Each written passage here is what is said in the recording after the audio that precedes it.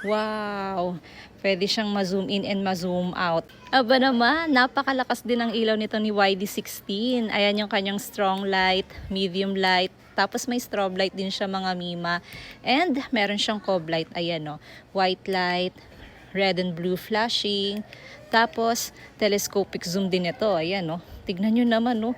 Grabe, long range ito mga mima, ayan. Oh, wow! Pwede siyang ma-zoom in and ma-zoom out. Ayan oh, grabe. Tignan nyo, para siyang laser. Yung kanyang ano oh. Lakas! Nice! Diba? Tapos water resistant na rin ito mga mima. Pwede siyang mabasa ng ulan pero hindi siya pwedeng ilublob ah. Ang kinagandahan pa nito is pwede mo siyang gawing power bank.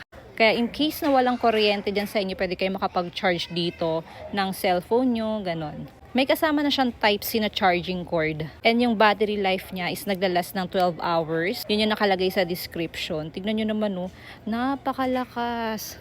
Ang galing. Kaya kung gusto nyo rin itong pang malakasan na flashlight na to, ilalagay ko na lang yung link sa yellow basket. Go!